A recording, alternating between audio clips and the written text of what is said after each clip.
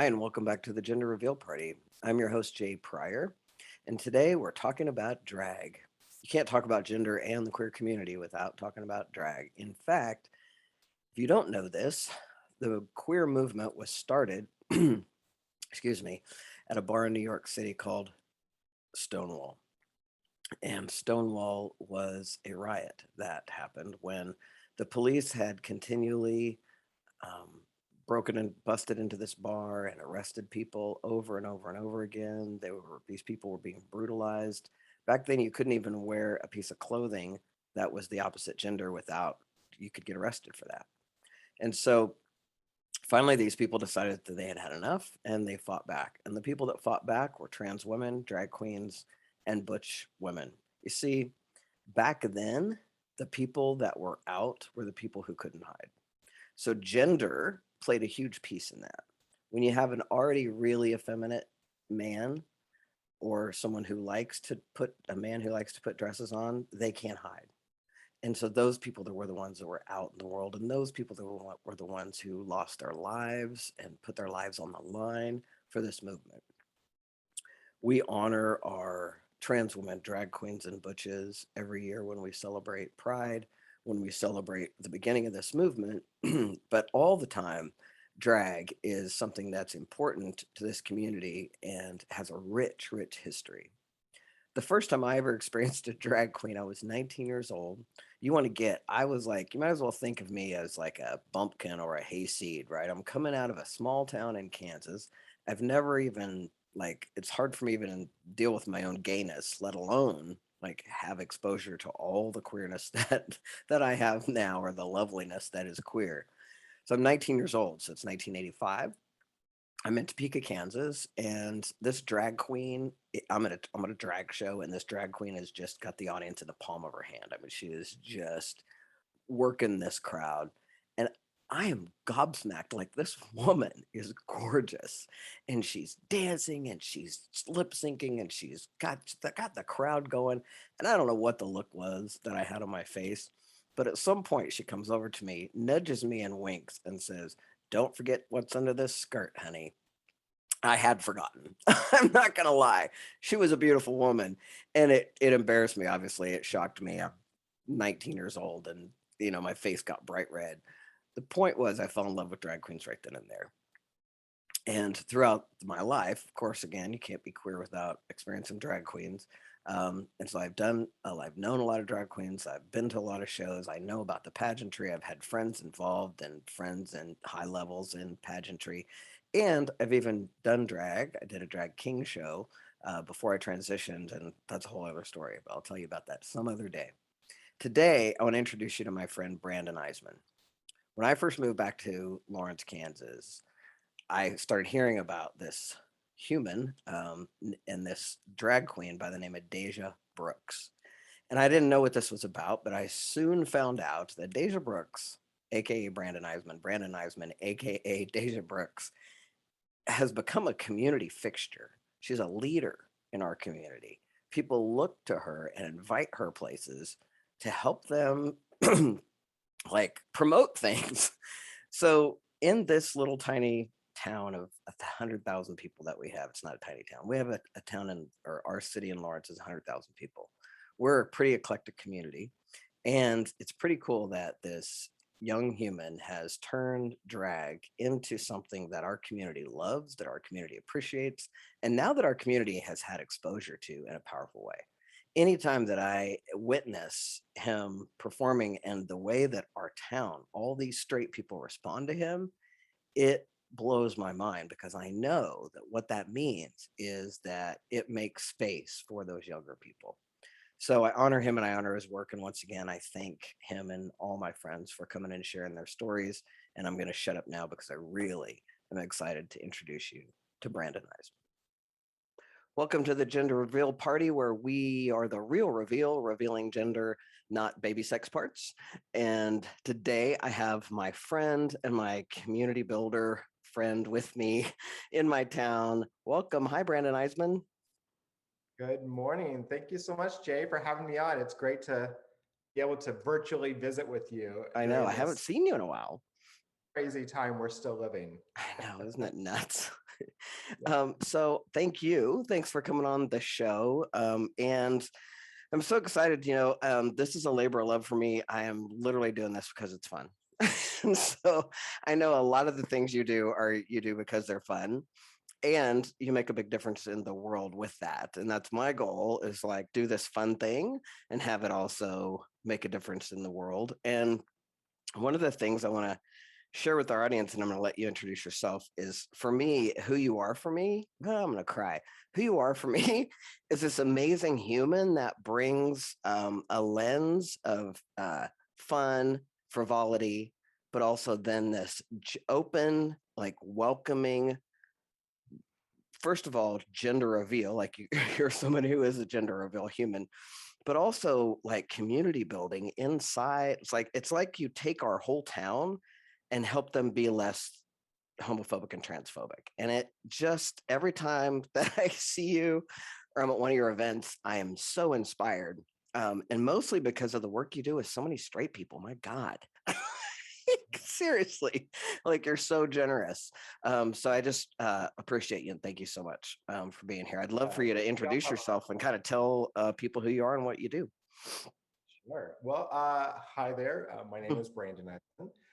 Um, by day, I give you a father, hardworking, multi-hat wear, community member, and sometimes by day, but mostly by evening and weekends, I give you Deja Brooks, who is a soccer mom by day, but um, bitchy drag queen by night, who likes to spread awareness and raise awareness for our community and nonprofits and um, just building a platform for our community to have more of an open mind and an open heart when it Yeah. comes to all walks of life that we have in this amazing community. Yeah, and I think, I mean, you do such a great job with that. And it's fascinating to me. I would love for you to tell as much of your story as you're willing to. Like, how did you come to drag? Like, what had you, you know, decide to Yeah, put on a dress? right, right. Like why? Yeah. Well, in high school and in college, like theater has always been kind of like my backdrop of who I was, whether that's singing or being on stage. And so after college, I'm like, what is that for me? What does that look like? And I started exploring, finding myself, and going to the gay bars. I was slowly coming out of the closet, and we would go to the cabaret in Kansas City, and I would see these entertainers, these performers on stage, and I would think to myself, gosh, they can do that, and I could probably do that, and maybe do it a little bit better. I don't know, we'll see. But um, every little drag baby is born at Halloween, and so we That's hilarious. yeah, and so we had Jack Flanagan's. This is going to date myself here in Lawrence, but Jack Flanagan's was one of the bars that we had here in Lawrence. We never really had a true gay bar. We always had kind of like pride night or family nights, if you will. And Jack Flanagan's would host a monthly show. And so that's kind of where Deja Brooks got her start. And then Missy B's in Kansas City became a nest for me.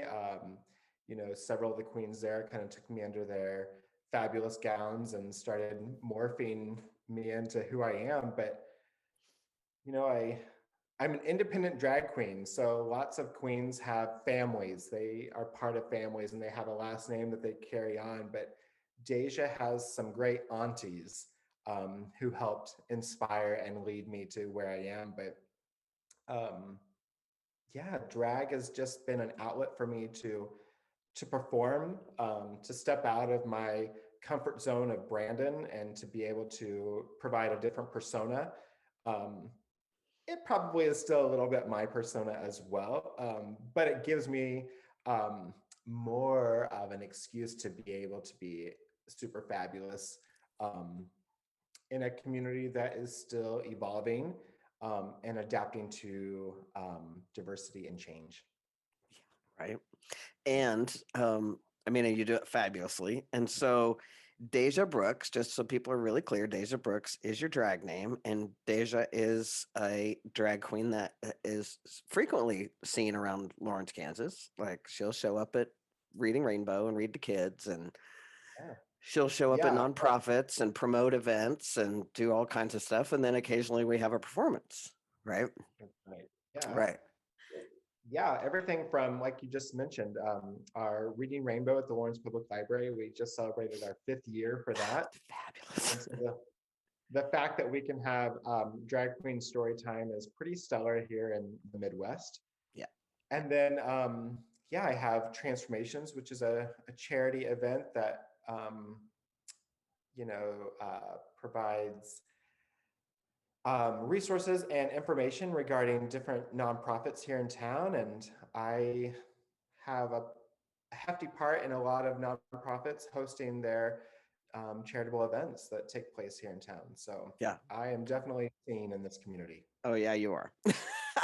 In fact, my son saw a picture of you the other day, and I said, "You know who that is?" And it was your picture as Brandon. And he was like, "I don't know who that is." I said, "That's Deja Brooks." He was like, "What?" I said, What? That's Brandon." And Brandon dresses up in his Deja Brooks.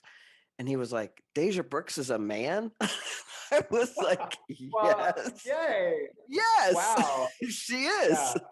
And he was like, "How does he make his voice like that?" I was like, I, I don't know. You have to talk to Brandon about that. Yeah. So in Let his me take mind, a note he of has my a voice very changes. yeah. Yeah. It's hilarious. Oh, it's so funny because he sees you out and about in town, or he sees Deja out and about in town and interacts with Deja all the time, and Yeah. so it just never even, I guess, in his world, Deja's Right. And I love that.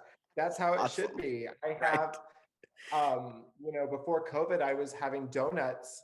I would have like monthly donuts with 2 little girls who would come to my story time because they wanted to have donuts with Deja. They got Brandon, but the fact that they were still having donuts with Deja in some degree, it's great. So the fact that I can, surprise kiddos and make their little minds, spin even more is great. So Yeah, yeah. So, one of the things that fascinates me, and I talk about it almost every episode, is the level of resistance slash violence that we get when we start blending genders, right? So, at this point in our culture, I would assert, and it's funny because you said dating yourself, because the gay bar that I was hanging out with, it was a gay bar, and we used to call it the Hide-A-Gay. It sure. was called the Hideaway. That was way before Mike Flanagan's, I think, because that was back in the 90s. I left in 99 and came back in 2007. So I think that's when I kind of missed you. But so, same then as now.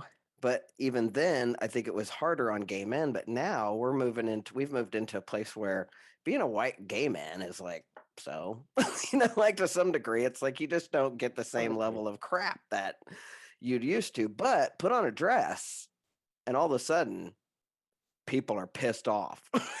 It's like, so have you had that? I mean, because you're in a small town where people really love you, right? And so have you had resistance from that perspective from Deja, or has it just been like, oh, that's Brandon, it's cool, and everybody's good?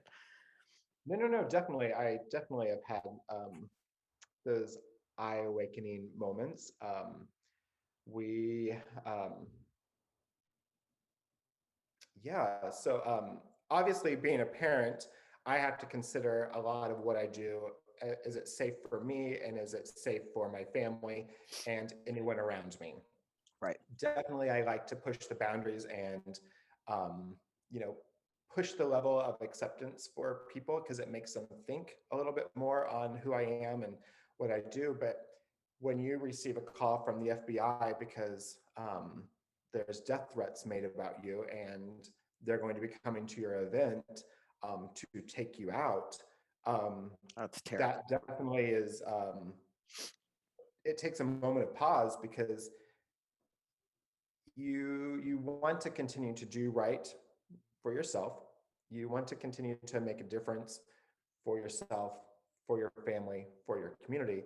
Um, but you have to stop and think, is this something I should be continuing to do? I mean, this does not mean anyone should have death threats. And so the fact that this is now happening and I am starting to, second guess everything I'm doing, um, really puts things in perspective.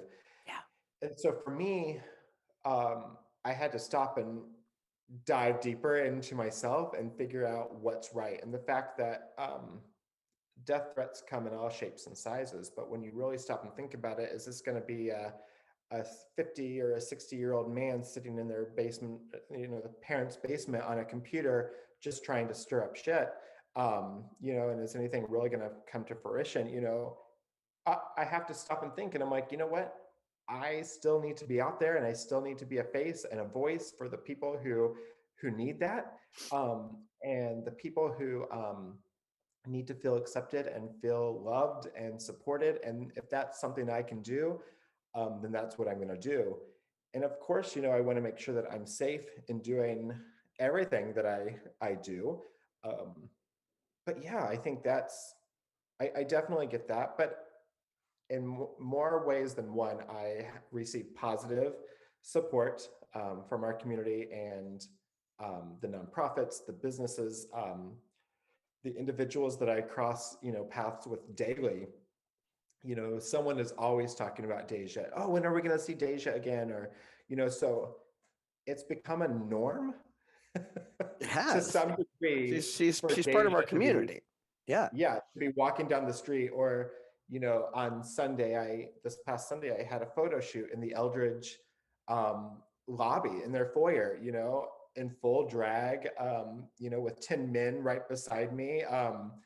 And so it wasn't even questioned, it was smiled at, a couple pictures were taken and they moved on. So, yeah. Yeah. And I think that's important now. I mean, it's interesting to me, and I circle it or put a line under it because I find it interesting, and I want people to really check themselves around that whole world of here's this beautiful human being, and the minute he puts on a dress right, and makeup, all of a sudden there's a reason to be violent towards you. I mean, it's fascinating to me, right? And I Right. agree with you that I want to highlight the fact that I get way more positive stuff than I do negative all the time. Like, I have been an out queer since 1985 and loud about it since 1985, and always my whole life, even through transition, everything, even all of it, I get way more positive than I do negative. And I always make sure to say that because I just get a lot of love. And for me, being out has always been about, and even as a trans person, I've been out for so long that feel blessed that I get those phone calls from somebody I met 10 years ago, and then their kid just came out as trans, right? So I'm the first person they think of because I'm out. So I get way more positive than negative, but I just like to, make sure people understand that when you're out there, it's an act of service, right? I mean, it really is like you're putting your own life on the line sometimes to be of service, and how generous that is, and the stuff that we really have to think about and deal with sometimes, and why not there are people who are still scared, and there are people who are still unwilling to come out Correct. and to be and are still afraid, and that's valid, Yeah. so yeah, yeah, I yeah, mean, I think it's really important to, the fact that we have such an amazing library in this town. The Lawrence Public Library is so open to they're awesome. everyone. And the fact that we can host a drag queen story time, um, I have goosebumps thinking about it. And I absolutely love the library for this because they're willing to open their doors um, to kiddos and to families who need a place to go to feel one day, 1 hour, 30 minutes sometimes, to feel acceptance and love and just being true to themselves. And it allows them to feel this sense of an awe moment of like, these are my people. And they can leave knowing that they have a place to go. And the fact that Deja can host an event like that and allow, families of all walks of life to be able to come and feel love for one day or for 1 hour, truly means the world to me. And so, yeah, and I just think that, the more that our community is open to the fact that um, there's a man walking down the street in drag, but that person is probably going to do something for someone that day, says a lot. Yeah. Yeah, it really does. And so just to be clear, also because we're here to educate, so I want to make sure our audience understands that drag queens, and so you, for example, that your gender identity is male, right? You're a Correct. cisgendered man, right? And that doesn't change because you put on a dress, right? Right. And so, I want to make sure people understand the distinction between a drag queen versus a trans woman, right? And there are some trans women that perform, right? That also perform, and that's separate from a drag queen who is, going to perform, or you step out of your dress and you're a guy. Yeah. Back to Brandon. Right. Right. Right. And that's Yeah. important that people understand that distinction. Correct. I by no means want to, you know, uh, poke fun or make fun of trans. That is not drag for me. Drag for me is an art. It's a way of expression, and if anything, it is embracing and supporting the female or the persona The of divine feminine almost.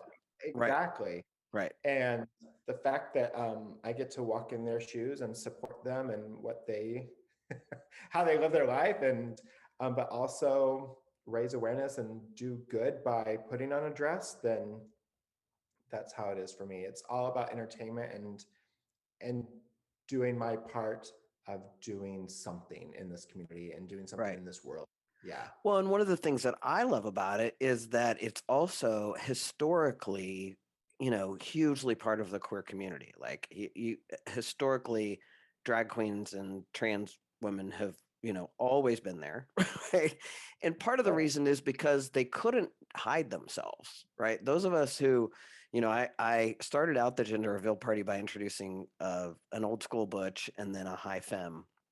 And part of the Right. reason that I did that, and my whole point of it, is that these are the people who can't hide themselves, right? These are the people who had to be out, like butches like me, who we were so butch, like you couldn't. I had basically a dyke stamped across here. Right? I mean, I couldn't hide myself. You could see me coming and be like, "Well, there's somebody queer." It's like Yeah. I might as well be out. Right? So, historically, those are the people who really paved the way for, they were the ones at the Stonewall riot. They were the ones. And so one of the things I love about you being in drag in our town is it's like you're giving some history. There's some of that historical lineage of the queer community that you're generously giving to our community. And I love that so much. The other thing that I want to highlight, because you just said this, and it's so interesting that you just said this, that every baby drag queen is born on Halloween. So growing up, you probably didn't see drag queens. Like you didn't see anybody like you until you were like what, 19, or you came out 21, 21, really. because you could get in the I club mean, then. Paul was there. Right. She was, we had those kind of Tootsie and Divine. those type of line, exactly. But yeah, but otherwise to see in person and up close and in real life, yeah, no, not until I Right. was And to interact 24. with and or know that they were okay, and they were, I mean, I get this from parents and from young trans men who see me, see that I have a job, 2 kids, a wife, I'm stable. I mean, that's right. Stable. That's basically Yeah, stable. yeah, And, for some of them, it's like, oh, I didn't know I could have a future because I can't see myself out there in the world. Right. yeah. So one of the things that you provide for our community, I'm thinking of one particular little boy right now. I'm not going to say his name, but I think you know who I'm talking about.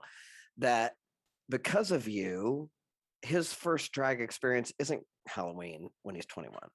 His It's first true. drag experience is being 8 or something. Like, is he even 8 yet? I don't know. But my Yeah. point is that you provide this lens. I'm a GLSEN volunteer. I don't know if you knew that, but I volunteer to educate for GLSEN. And one of the things that GLSEN always says is that kids need a window to see out of. Obviously, they need to see people who are different than them, but they need a mirror, right? They Yeah. need to see, they need a window and a mirror. And when we were growing up, we didn't have a mirror. And I'm much older than you, and even you didn't have a mirror. So we didn't see ourselves on TV. We didn't see ourselves in our own community. We didn't see ourselves anywhere, which for me led to suicidal ideation, to me being just a freaking mess throughout my you know high school life. But here you are providing this mirror for kids who are, little kids, and they already know that that's who they are. I mean, and that's one of the fascinating things to me is when we see someone, it's like a resonance almost. Like we see someone, we're like, oh, that's me. Right? And you've got little kids looking at you like that now. That must feel amazing to you. It does. I think I'm just going to blame it on lack of sleep, but like I'm kind of getting a little emotional about this. But this one particular kiddo, It's the fact moving. It's it moving. is It's not, moving, it's so but I powerful. but I also want to give credit where credit is due, and that's to the parents Yes. I mean, for sure. that is supporting and allowing their kiddo to be their true authentic self in whatever that shape or form is at this time. Right. And at this time, if this little kiddo wants to, put on a wig and paint his nails and just be fabulous in his own skin, that is so freaking cool that like his mom and dad um, support that. Same. And that's like, yeah, that's so it's amazing. And I hope that more kiddos have that experience with support, whether that is from their parents or from an aunt or an uncle or a grandparent, a neighbor, their local drag queen, like whomever they need to go to for that support. They just have to have that one person that believes in them and truly supports them, and gives them the smile and gives them the hope and the love that they need and deserve. Yeah. Yeah. Yeah. Because so many little kids, and I know so many trans people have had this experience where then they start to express themselves in a gender that wasn't assigned to them, then they're beaten down or they're told no or they're shamed or they're, told they're a freak and all that kind of stuff. And I think I mean, I know that's still happening, but I have a lot of faith, for example, in that particular couple that we know here in town, plus others that I know Yeah. who are just letting their kids explore and figure it out. Yeah. And it's You know, brilliant. I got to work with Rainbow Family and Kids. You know about Yeah. Rainbow Kids and Families, Yeah. We have a and rainbow kid. right, right, yeah. And just the Yeah. fact that we now have that organization here in Lawrence, and the fact that they are putting themselves out there and getting into schools at an early age for kiddos to start making a difference is so stellar. Um, it's needed. You know this. I mean, you know this firsthand how much this is needed. And so I love the fact that Lawrence, um, out of the over 500 nonprofits we have here, that's one of them. And Yeah. so, Me yeah, too. I was also over the moon that they won transformations last year or year they before last did. or Yeah, whenever we did it. yeah.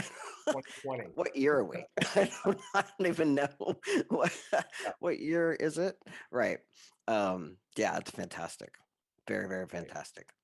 So one of the things that I had a question, you mentioned it earlier about the houses and that some drag queens have a house they belong to and things like that. Can you speak to Yeah, that historically a little bit? There's, some people may be familiar with the movie Pose or the TV show Pose, right. which speaks to houses.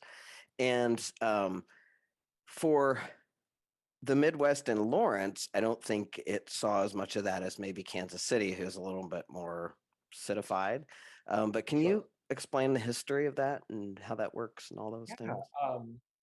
The history, I mean, Pose, if you haven't seen it, or if you have seen it, Pose does a really good job of highlighting and showcasing the history of how balls came about and how families came about. And really, for those individuals who were abandoned or thrown out of their houses, they needed a place to go and a place to feel at home.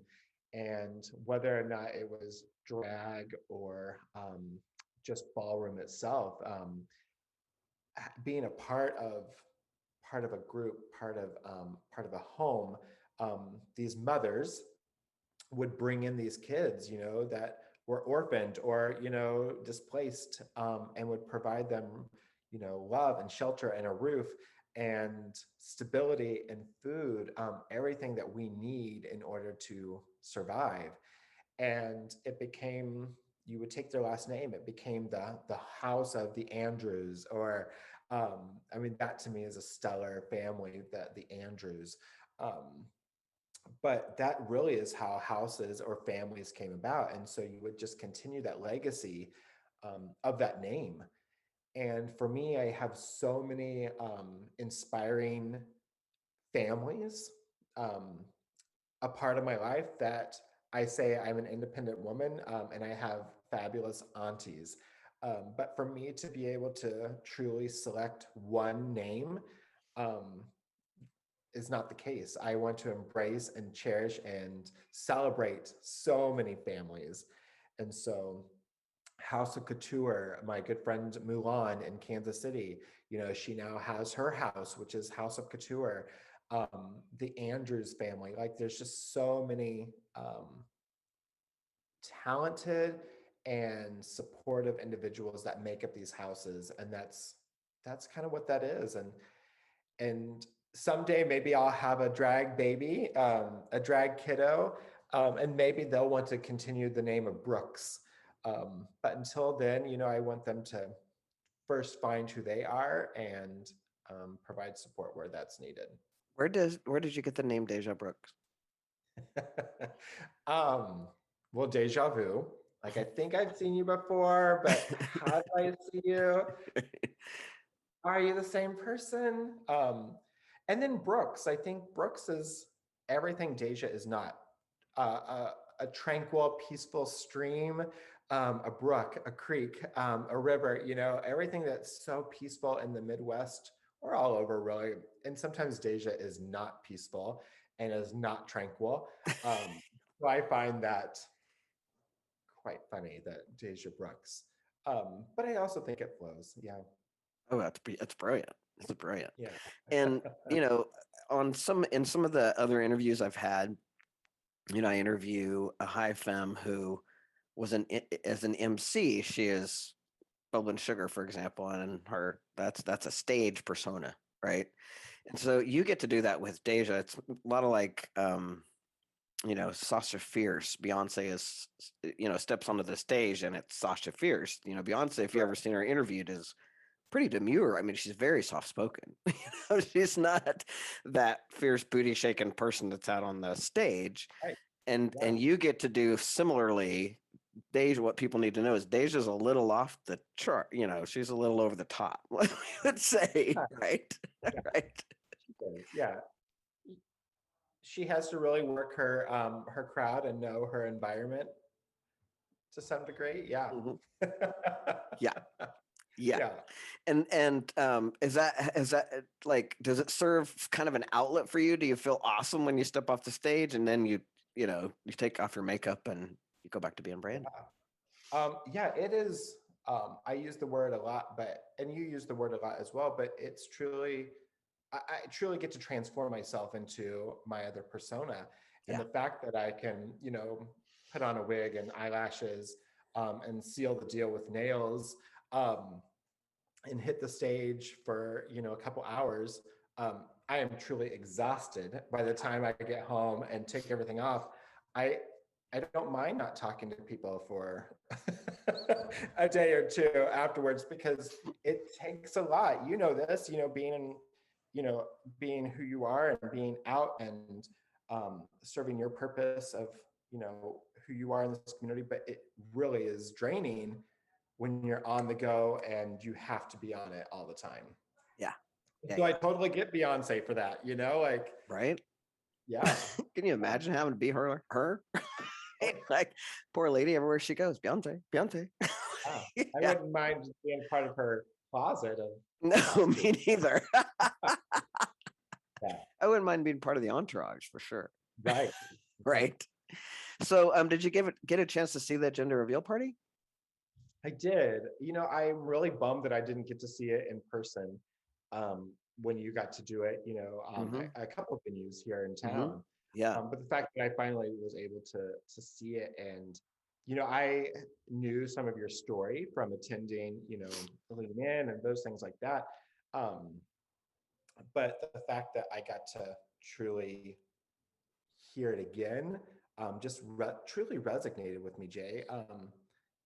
I appreciate the fact that you continue to put your story out there because truly it's education and it's opening the minds.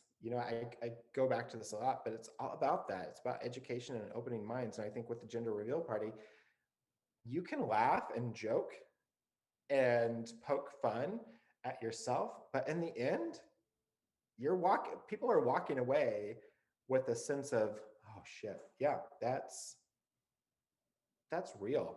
And they need that. They need to hear that. They need to experience that and feel that, not only for themselves, but for family members who may be, going through that. Or, yeah, there's so much to it. There's so much to it. I think you literally have put the icing on the cake, when Oh, it comes thanks. to what this is. So, Yeah, thank yeah, you. I appreciate that. It's been no, so interesting because, it just kind of got birthed out of me when I went off testosterone. I couldn't stop the download of the comedy. I mean, I tell people this all. It's still coming. I mean, being someone who's perceived as male with a vagina is hilarious. I mean, especially being taken as a straight man because everybody assumes because Jessica's, so femme that we are a straight couple. So people, we get heterosexual privilege, which I didn't even really understand until it got handed to me. Um, but it was just something that had to get birthed. But then I did that, and now it's turning into this podcast, this video, whatever we're calling this thing. I don't even know what it is. I'm just doing it for fun. But it's so fun to actually reveal gender powerfully. And so I think right, that's the big thing for me is that if I can get anybody to take away that gender and genitals are so not the same thing, and we could right, stop right, it, just stop it. right, I want to just say, stop it. Like, the damage people do to these little kids based on, identifying them by their genitals. They just have no right. concept. So I'm hoping to just kind of wake people up a little bit. And I've had great response with that. So thank you. I appreciate. I was bummed too Yeah, because I mean, you're somebody I really was like, please show up at my show. So I'm glad you got no, it. I wanted to share it with you, so I'm glad I got a chance to. thank you. Yeah, and I think that, even for me, still to this day, labels and things like that, I still am working on that myself of, well, what do you want to be called? Like, who are you? Like, just trying to remove the label, but still understand education, Right. Right. we all are learning and evolving, but yeah, I think what you bring to the stage and what you bring to now film, being able to share this, um, hopefully will impact even more people to be able to understand that, wow, this is two different worlds, and we need to treat that in different ways. And yeah, Yeah. Well, and one of the things that I've heard my whole life, because I always have been in, from the moment, for me, I had this moment where, and I can't even say that at the time I knew it was a moment. You know what I mean? Like you can look back in 2020 hindsight and see, oh, that was when I figured out this, right? But at the time, you're just living your life and you don't know. So I didn't realize it was a moment then, but I'm clear now that when I was a young suicidal youth, once I figured out that there was nothing wrong with me because I was gay, like, because for me, I'm looking in the DSM at this point. I mean, I'm thinking I am a psychopath. I am sexually and mentally deranged because I want to, get with other girls. And so I really felt that way. So once I discovered that that was BS, like there was nothing wrong with me, right? I'm whole and complete being gay. For me, it was like cork is out. I'm off. I mean, I'm done. I was so suicidal and hated myself so much that when that got healed for me, it was like, I'm out. Right. And Right. so my whole life, people have said things to me like, I don't care that you're queer. I don't care that you're gay, but why do you have to be so in your face about it? Like, why do you have to be so out? Why do you have to be talking about it all the time? Right? Do you hear that from people still? Because I still hear this from people. So Yeah, why do we have to be so out? Why do we have to talk about it all the time? exactly. Um, I know exactly how I'm going to answer this. Yeah, the fact that we're both parents, um, the fact that I have a kiddo and from an early age, his family was different. His family consisted of a mom, a Jerry, and a dad. Um, and that was different than the typical Right. suburban, And do you family, care if a we share mom, with the dad. audience about the mom and Jerry? Is Yeah, that the so lesbian couple, right? correct. Yeah, and they've been together for many years at this point. Since I And was like 18 or something, because that's when I met him. yeah, you're friends with them. You knew them before I did. And so to have a kiddo was something his mom had wanted for many years. And um, I had always wanted to have kids, but I felt that for me, kids would come in the form of adoption because kids need, every kid needs a home and to feel love. And so I also believe in paying it forward. And so I was approached and asked if I would be willing to help out, to make a donation, if you will, and support this want, this void, this need of a child. And in the end, what it gave us was it gave us both something that we wanted. Not only to have a child, but to become parents. And so we co-parent. Our son goes back and forth. He doesn't know any different. He has two houses. Um, he has, like I said, a mom, a dad, and a Jerry. And someday maybe he'll have a Rick or a Bob or a Tom. Who knows? Fingers crossed. I keep waiting, but they say when you stop looking, you'll find someone. But I stop looking every day, and I'm still waiting. But whatever. So that's how our son came about, and the fact that he's just grown up with this life. Um, of knowing the difference between families and knowing what is different about him, and the fact that we were always educating and pre-teaching to what this looks like. And so the fact that when he would go to school and he would get questioned, he would have answers to be able to back up the questions that he was getting asked.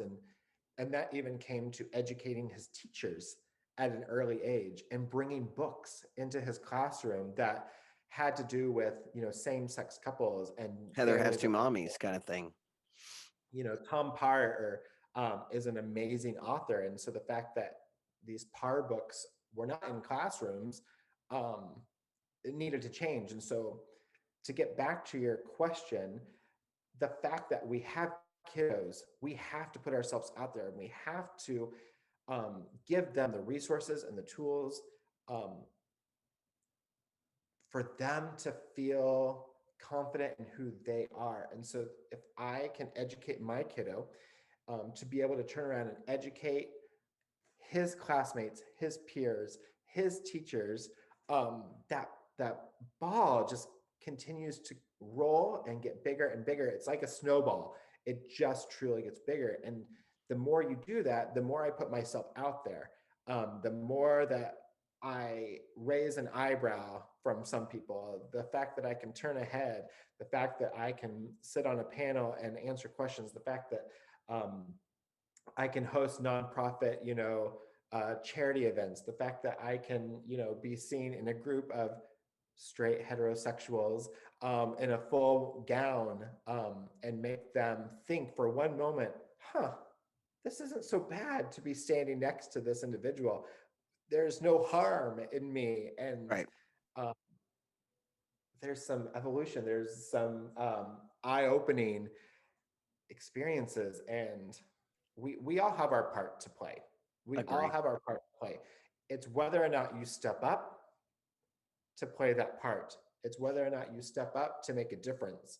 And I feel like there are some that really do that, and there are some that do not. And if I can be over the top to make up for the people who are not doing it, then I'm doing something. Yeah. Thank you. Yeah. Amen. Yeah. And for me, has always started like I have, I'm the youngest of nine. I have 27 nieces and nephews and 28 Oh, great nieces and nephews, and I think we're on 15 or 16 great nieces. I mean, I'm from a huge family. So for yeah. me, it started with my own family. It was like, I don't want any of I knew that 1 out of 10 people were at the time, that was way back in the Kinsey scale day, right? 1 out of 10 people is going to be homosexual.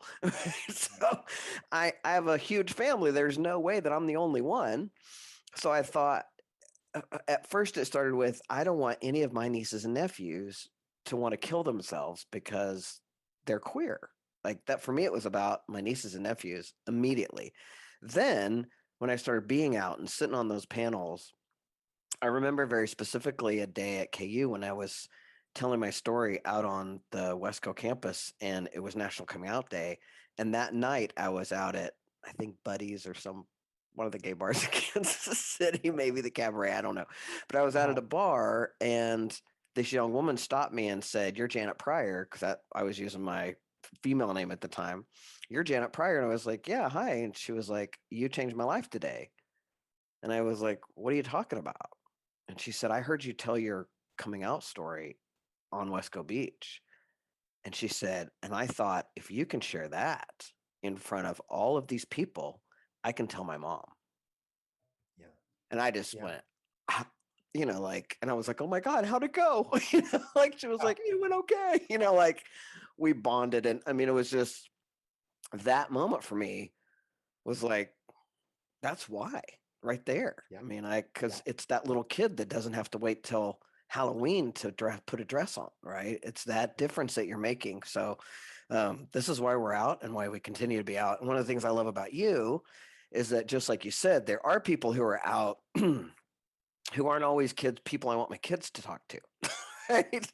I mean, there are lots of people who are being out and doing stuff, and you're somebody who is out there making this huge difference, but also doing it from a lens of, I want kids to be able to have access to me. I want this to be somewhat wholesome.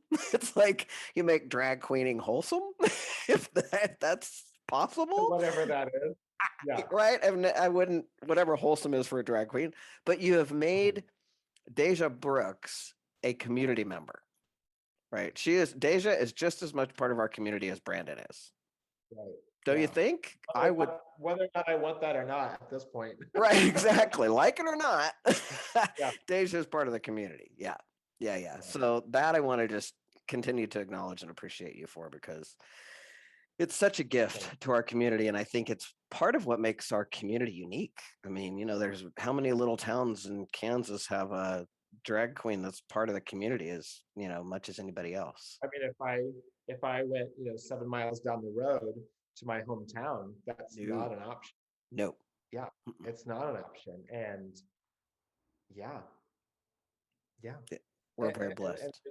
there's kiddos there, that need that, but hopefully they can get to, the bigger cities around them that have this opportunity for them to feel a sense of true self.